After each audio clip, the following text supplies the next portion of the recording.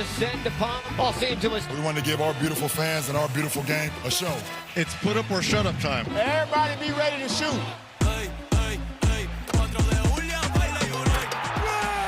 you kidding me? Shifting gears and switching. Throws it down. That's an all-star. Alley-oop. Counted out of foul.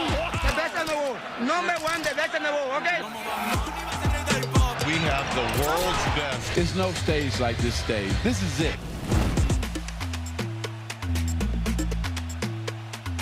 The All-Star break is here, which means it's the perfect time to look back at the first half of the season. So, guys, let's ask this question. Aman, I'm going to go to you first. Which team has been the biggest disappointment so far in the first half? The disappointment for me is probably the Milwaukee Bucks. I know that they are down and they have their problems, but when I looked at them on paper in the beginning of the season, I wouldn't have been able to tell you that they'd be this bad. Having a workhorse like they got a couple of guys that are talented that just haven't done their job, so I feel like this year. I did not expect to look at them and not care if they're matched up with somebody. Wendy? Shay, in the preseason, I thought the LA Clippers were going to be a real challenge in the Western Conference. And I cannot believe how their season has gone. And them starting 6-21, I questioned whatever I knew about basketball because I watched them in the preseason. I think their roster was a bit of a gamble with how old they were. I can't explain it. And then the thing that I really can't explain, Stephen A., they finally start playing like I think they can. They go 17-4. Kawhi Leonard is playing his best basketball. It might be the best he's played in the regular season in his career. I know he's got a couple of finals MVPs, so that standard isn't fair to compare him to. It's definitely the best he's played as a Clipper. There have been multiple years where if Kawhi played like this for the Clippers, they might have been in the finals. They finally are getting that Kawhi Leonard. He is playing spectacularly. With all these guys falling by the wayside with games missed, he might end up on the back end of the MVP ballot the way he's playing. I'm not even kidding, okay? Wow. And that's when they decide to pull the plug. And it was Harden related. Obviously, James Harden wanted to be taken care of, and they weren't willing to commit to that. Gone with Harden, gone with Zubac, and now they're in sort of a quasi-rebuild where they don't control their pick with Kawhi playing this way. Like, a completely unexpected season. And if I was a Clipper fan, I'd be really devastated. Because watching Kawhi Leonard play this way, guys, he's never scored like this in his career. He's on the edge of a 50, 40, 90 season. I don't know if he's going to get there, but he's never had one of those either, and he's on the edge of it. And yet, I have no hope for this team going anywhere this year. SA? For me personally, it's the Memphis Grizzlies. I mean, the Bucks are up there and what have you, but the Memphis Grizzlies, 13 games under 500. You know, and I'm looking at Ja Morant. And here's what I want to say about Ja Morant. You know what? He's made some mistakes in the past, but it was a bad rap to the point where, you know, it was a bit too excessive, the criticism that was aimed in his direction. You got people talking about his family, his friends. Leave those people alone. Here's where, you know, it's not about them. All right, decent folks, I'm sure. Everybody's not perfect. You get, you know, moved into the spotlight, or you move yourself into the spotlight. Sometimes you handle things differently than they should be handled. Everybody is human. You make mistakes from time to time. All the best to him and his family and his friends and everybody like that. Here's my issue with Ja Morant. Ja Morant was ascending to superstar status. Tell me I'm lying, fellas. He was ascending to superstar status. And when I watch him now, he's just a good player. He's a good player. But you find yourself aching, like, where's that dude? Where's that dude that you walk through the turnstiles to see? Where's that dude that was box office? Where's that dude that was like a damn modern day version of Allen Iverson? Where's that with more hops, okay? With more athleticism, his ability to play above the rim. Where's that guy? When I watch him, Iman and Wendy, I see a dude that can play. He's not a scrub, but I expected his star to ascend. I mean, you look at him from his physicality to his J. At one point, I don't know, I didn't look it up, Wendy, but as of last week, I say he was shooting like 23% from three-point range.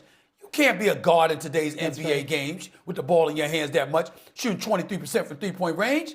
And then you look at him, yo, Iman, you played. You know how physical the game is. You know how big these brothers are, how strong they are.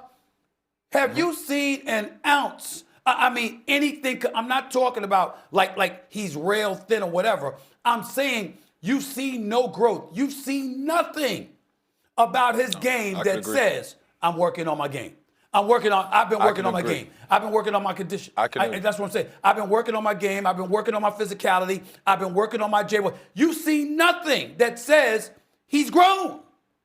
And I expected more from the face of the franchise of the Memphis Grizzlies. I expected more. So the Grizzlies have lost 10 of their last 12. And to go ahead, Shay. What did Mom? Really quick, Stephen A. Go ahead. Really quick, Stephen A. Just to add to your point here, too. Remember when John Morant was on the trading block, and it was like no one could find a trade for him to even get out of Memphis. Go ahead, Iman. I was talking to Wendy about that same thing. I'm glad you said that, Shay. We keep talking about his value, and though I hear Stephen A. and I say, you know, he hasn't gained any weight as far as the physicality. He didn't change his game much. He's not shooting it as well. But I understand, being a player in this league, all this stuff around the mind, and now you're talking about his family. We're talking about this. We're talking about his maturity. Basketball just started suffering, in my opinion. It just started to really hit him this year, where the two don't match. Last year he's a knucklehead, but when he gets back on the court, we're gonna see what we came to see. So in that regard, I get it.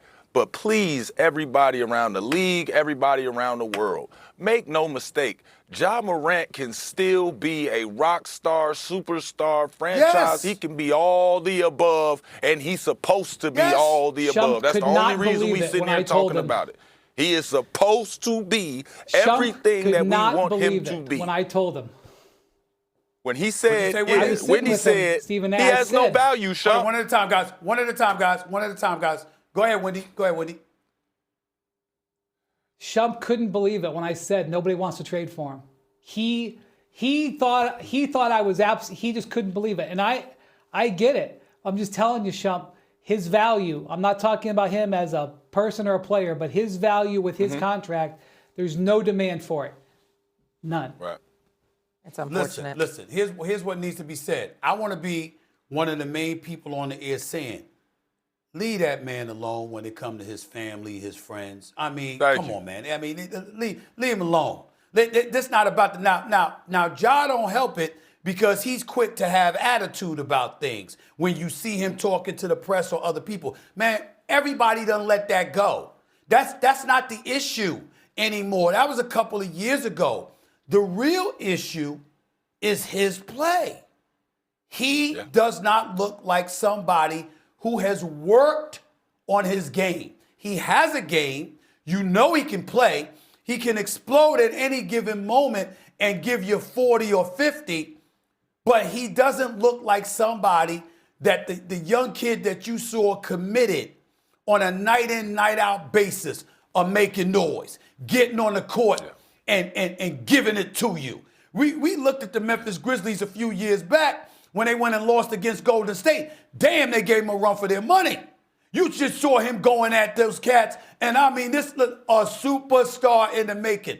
Nobody talks about Ja like that now because he just seems to be a good player that lives off of his skill, but really hasn't allowed his game to evolve. It's the same stuff you've been seeing over the last 2 years. There's no growth. Zero. You just don't see it. You just don't. He got to get that love. He got to get that love back in his heart, man. Yeah, it's unfortunate. unfortunate. Get the love back. Okay, I can agree with that. You couldn't go 2 minutes without seeing a Ja Morant jersey a few years ago. It's unfortunate what's happened. All right, is loyalty in the NBA truly overrated?